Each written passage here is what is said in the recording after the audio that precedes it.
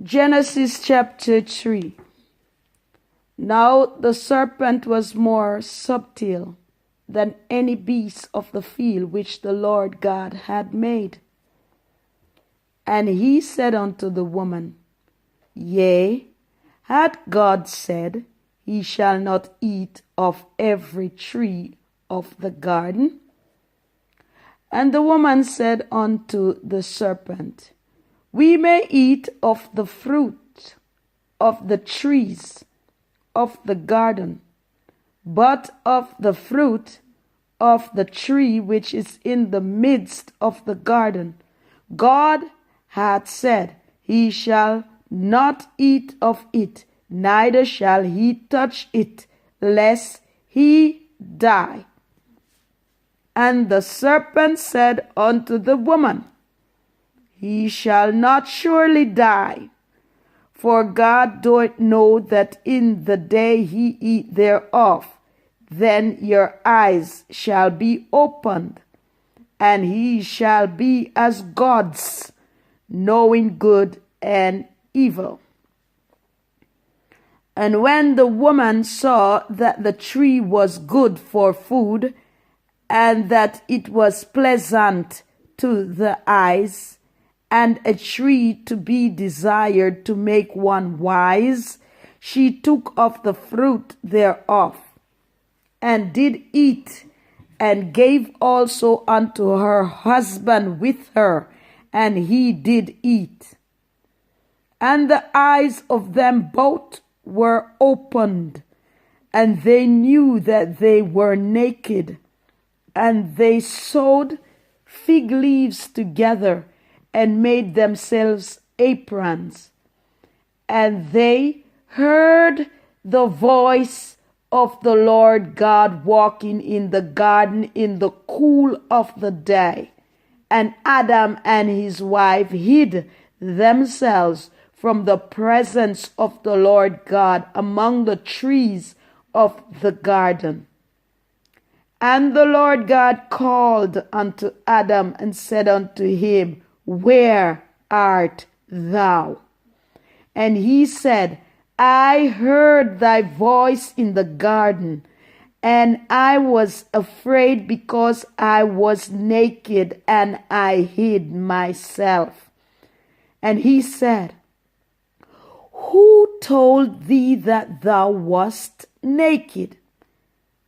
Hast thou eaten of the tree wherefore I commanded thee that thou shouldest not eat? And the man said, The woman whom thou gavest to me with me, she gave me of the tree, and I did eat. And the Lord God said unto the woman, What is this that thou hast done? And the woman said, The serpent beguiled me, and I did eat. And the Lord God said unto the serpent, Because thou hast done this, thou art cursed above all cattle, and above every beast of the field. Upon thy belly shalt thou go, and dust shalt thou eat all the days of thy life. And I will put enmity between thee and the woman, and between thy seed and her seed. It shall bruise thy head, and thou shalt bruise his heel. Unto the woman he said, I will greatly multiply thy sorrow and thy conception. In sorrow thou shalt bring forth children, and thy desires shall be to thy husband, and he shall rule over thee. And unto Adam he said, Because thou hast hearkened unto the voice of thy wife, and hast eaten of the tree of which I commanded thee, saying, Thou shalt not eat of it, cursed is the ground for thy sake. In sorrow shalt thou eat of it all the days of thy life.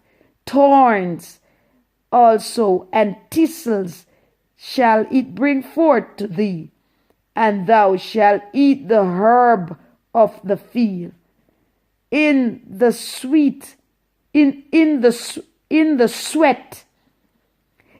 sweat of thy face shalt thou eat bread, till thou return unto the ground, for out of it was thou taken. For dust thou art, and unto dust shalt thou return. And Adam called his wife's name Eve. And Adam called his wife name Eve, because she was the mother of all living. Unto Adam also and to his wife did the Lord God make coats of skin and clothe them.